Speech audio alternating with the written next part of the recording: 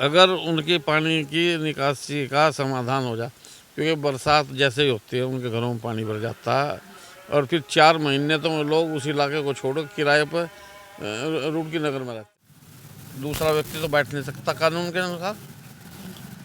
संविधान में जो चुना जाता है वही कुर्सी का हकदार होता है। सरकार ने जब महिला आरक्षण किया है तो आरक्षण के आधार पर जो प्रतिनिधि निर्वाचित होता है उस प्रतिनिधि को ही बैठना चाहिए, वही प्रतिनिधित्व करना चाहिए। नहीं तो फिर आरक्षण का क्या फायदा हुआ। और अपनी पार्टी के लिए सब करते भी हैं, उसमें क्या बुराई है।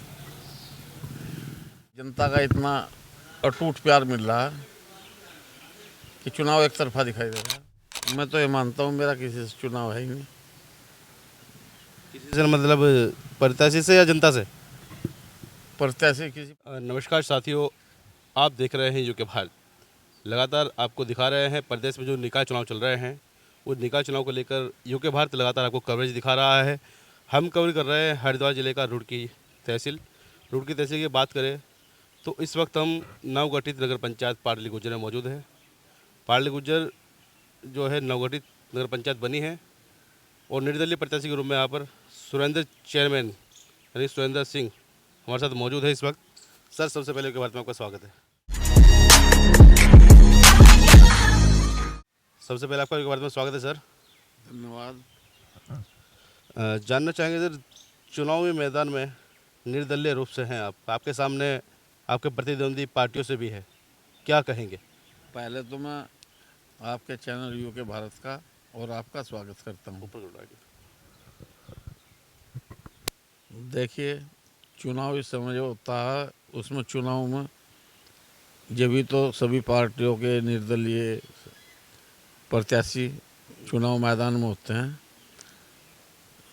तो पार्टियां चुनाव लड़ा रही है। पार्टियों का भी अपना एक महत्व रहा, आदमी उसका भी एक महत्व है। बाकी तो फैसला जनता का। सर, जानना चाहेंगे सुरेंद्र चेयरमैन एक बड़ा नाम कहा जाता है पनियाला का। कहते हैं सुरेंद्र पनियाला, रविंद्र पनियाला, जो कि आपके छोटे भाई हैं। आपको अच्छे खासे लोग जानते भी हैं। अब ये 2-3 गांव को मिलाकर के नगर पंचायत बनी है, क्या देखते हैं 2-3 गांव में? जैसे आपकी बाहर भी पहचान रहती है, तो इनमें कितनी पहचान का कितना फ़ायदा मिलने वाला है आपको? देखिए, जब आदमी क्षेत्र में और समाज सेवा में रहता है तो आसपास की क्या जहाँ जहाँ तक की राजनीति करता है आदमी, तो वहाँ तक जो जान पहचान होती है, जान पहचान में महत्व भी होता है। दूसरी बात, उस महत्व के अलावा जो संबंध होते हैं, संबंधों का चुनाव में बहुत लाभ मिलता है।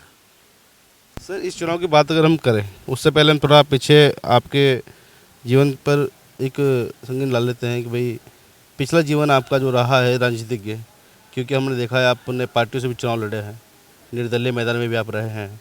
तो थोड़ा सा हम चाहेंगे कि आप दर्शकों को यही बताएं कि आपका जो राजनीतिक जीवन रहा है वो कैसे चला है अभी तक। राजनीतिक जीवन हम सिद्धांतों के आधार पर राजनीति की है। हम सिद्धांतों से बाहर जाकर कभी राजनीति नहीं की और लगभग 40 साल से राजनीति कर रहे हैं और इतने लंबे समय तक किसी ना किसी खूबी के कारण ही राजनीति होती है।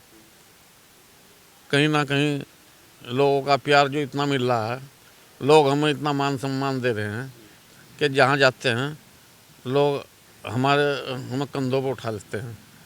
उनका प्यार मिल रहा है। मैं उसके लिए अपने नगर पंचायत क्षेत्र की जनता का धन्यवाद करता हूँ।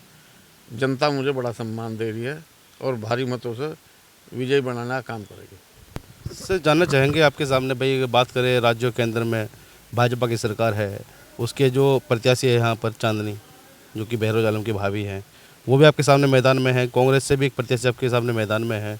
आज़ाद समाज पार्टी का भी आजकल नाम चल रहा है, वो भी हैं। बहुजन समाज पार्टी के प्रत्याशी भी हैं। तो किससे चुनौती मानते हैं? देखो, सभी पार्टियां चुनाव लड़ रही हैं और लड़ा रही हैं, मतलब कहीं ना कहीं चुनाव की बात है। मैं तो ये मानता हूँ मेरा किसी से चुनाव है ही नहीं। किसी से मतलब प्रत्याशी से या जनता से? प्रत्याशी, किसी प्रत्याशी से मेरा चुनाव ही नहीं है। जनता का इतना अटूट प्यार मिल रहा है कि चुनाव एक तरफा दिखाई दे रहा है। अच्छा, सुरेंद्र चेयरमैन के अंदर ऐसी क्या खास बात है कि जनता आपको इतना प्यार दुलार दे रही है? भाई ये तो मैं अपना बड़प्पन समझता हूँ कि जनता मुझसे बेइंतहा प्यार करती है। अच्छा। मेरा सम्मान भी कर, जो छोटे हैं वो सम्मान करते हैं, बड़े मेरा प्यार करते हैं, मैं उनका सम्मान करता हूँ, इज्जत करता हूँ और हर समय लोगों के बीच में रहता हूँ और दुख दर्द में सुख में हमेशा साथी रहता हूँ। तो लोग उसी हिसाब से मुझे प्यार और मान सम्मान देते हैं। अच्छा, हम देख रहे हैं भाई, नगर पंचायत के चुनाव है। पहले पंचायत चुनाव होते थे, हम नगर पंचायत बनी तो नगर पंचायत के 2-3 गाँव को जोड़ के नगर पंचायत गठित हो गई है। लेकिन हम देख रहे हैं भाई, जो भाजपा के लोग हैं, जो उनके पूर्व मंत्री रहे हैं या हाल फिलहाल में कहीं किसी पद पर तैनात है, वो उनके कार्यक्रमों में पहुंच रहे हैं। क्या मानते हैं क्यों ऐसा हो रहा है? कहीं कि कांग्रेस का डर है या फिर आप लोगों का डर है कुछ, भाजपा वालों को? भाई ये तो उनका भी विचार मैं कैसे बता सकता हूँ। ये तो पार्टी वाले लोगों को ही पता होगा और अपनी पार्टी के लिए सब करते भी हैं, उसमें क्या बुराई है भाई। ये तुम ही बता सकते हैं कि इतना बढ़ चढ़ कर प्रचार क्यों कर रहे हैं। दूसरी बात, अपनी पार्टियों के लिए सब करते हैं। लेकिन सर, हमने एक चीज़ और देखी है, क्षेत्र के अंदर घूम रहे हैं हम, कि जो भाजपा प्रत्याशी है उनका तो हमने फ़ोटो बैनर पर देख लिया है। आप निर्दलीय प्रत्याशी के तौर पर मैदान में हैं। आपकी भी पत्नी यानी कि प्रत्याशी जो है सुनीता चौधरी, उनका फ़ोटो हमने देखा है। लेकिन जो अन्य प्रत्याशी है जो मैदान में है, उनके फ़ोटो हमने किसी बैनर पर अभी तक नहीं देखे। तो क्या मानते हैं, कल आने वाले कल में जब कोई यहाँ चेयरमैन बनेगा, आप बने या फिर अन्य कोई बने, तो जो चेयरमैन बनेगा, क्योंकि महिला सीट है, वो सीट पर बैठेगी जा करके या फिर उनके प्रतिनिधि के तौर पर उनके पति बैठेंगे वहाँ पर? देखिए, सरकार ने जब महिला आरक्षण किया है तो आरक्षण के आधार पर जो प्रतिनिधि निर्वाचित होता है उस प्रतिनिधि को ही बैठना चाहिए, वही प्रतिनिधित्व करना चाहिए। नहीं तो फिर आरक्षण का क्या फायदा हुआ। अगर कुर्सी पे वही लोग बैठेंगे, जो चुनाव जीतता है और जो राजनीति करता है उसे ही करनी चाहिए। हमारी जो पत्नी है वो आज से नहीं 5-6 बार जिला सहकारी बैंक की डायरेक्टर रही हैं, जिला पंचायत सदस्य रही हैं, जिला पंचायत अध्यक्ष का चुनाव लड़ा था, एक वोट से हार गई थी। उसके अलावा उत्तराखंड सहकारी बैंक की भी डायरेक्टर रही हैं। तो राजनीति से जुड़ी हुई हैं। मैं तो अपने सिस्टम में अपने हिसाब से चलाती हैं, वो कोई बंदी हुई तो है नहीं कि किसी से निर्णय लेना है, किसी से पढ़ी लिखी है ना, सब चीज़ें जानती हैं। चेयरमैन साहब, मैं वही कह रहा हूँ कि जिन लोगों के हम फ्लैक्स बैनर पर फोटो तक नहीं देख रहे हैं, क्या आने वाले कल में अगर वो जीत जाते हैं तो उस चेयरमैन की सीट पर क्या उनके पति बैठेंगे या फिर वो चेयरमैन बैठेगी? नहीं, बैठना तो उसे ही पड़ेगा। पति तो चेयरमैन नहीं है तो कौन बैठने देगा पति को। भाई, सरकार अगर एक तरफ बोल रही है भाई 33% आरक्षण महिलाओं को मिलना चाहिए, उस 33% आरक्षण के चलते जब महिलाओं की सीट की गई है तो महिला को आगे बढ़ने का मौका दिया गया है कि भाई महिला घरेणी से निकल के बाहर आए। जब राजनीति करनी है तो राजनीति उस हिसाब से करे। भाई, कल को आपके सभासद चुनकर आएंगे, आपके पार्षद चुनकर आएंगे, आप खुद मेयर बने, खुद अध्यक्ष बने, खुद चेयरमैन बने, तब खुद बैठेंगे तो खुद काम करेंगे ना। अगर आने वाले कल में आपकी पत्नी जीत जाती है तो उस सीट पर आप बैठेंगे, आपकी पत्नी बैठेगी? आपका सवाल ये है मुझसे। नहीं, जो पद जिसके लिए है वही बैठेगा, चाहे वो पर्दे में है, चाहे वो फोटो दिखा रहे नहीं दिखा रहे। दूसरा व्यक्ति तो बैठ नहीं सकता कानून के अनुसार। संविधान में जो चुना जाता है वही कुर्सी का हकदार होता है। ठीक। ठीक है भाई, संविधान के अनुसार, नियम के अनुसार, यानी कि जो बिल्कुल चेयरमैन साहब से हमने सवाल किया है, उनको साफ जवाब दिया है कि जो भाई चेयरमैन पद के लिए चुना जाएगा उसी को बैठना चाहिए।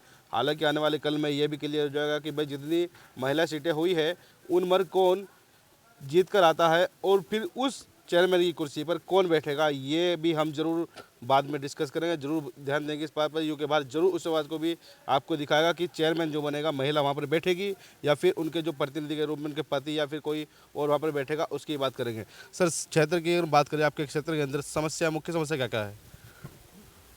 हमारे क्षेत्र में वैसे तो समस्याओं का भंडार है, लेकिन मुख्य समस्या वहाँ जल निकासी की है, राशन कोटा वितरण की है, थोड़ी वहाँ से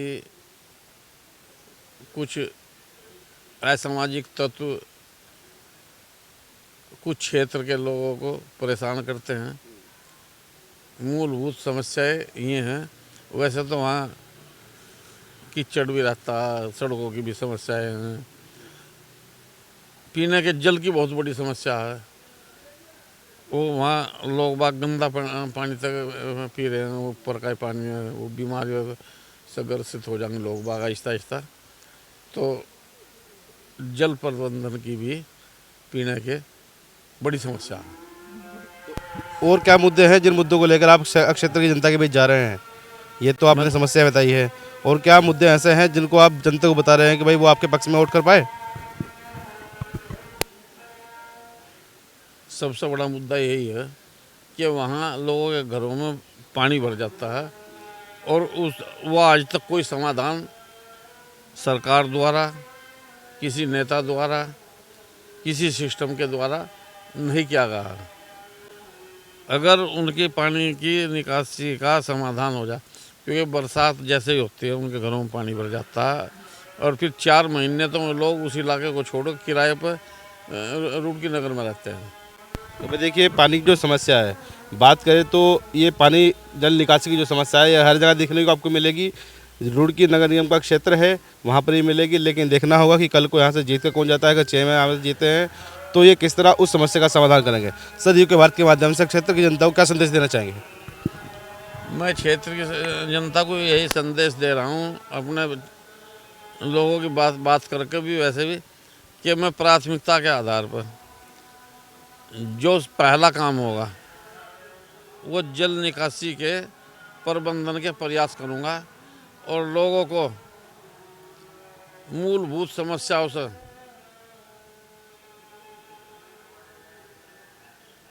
का निपटारा करने के लिए हर संभव प्रयास करूँगा और लोगों के बीच में रहकर उनके दुख दर्द में सेवा करने का काम करूँगा।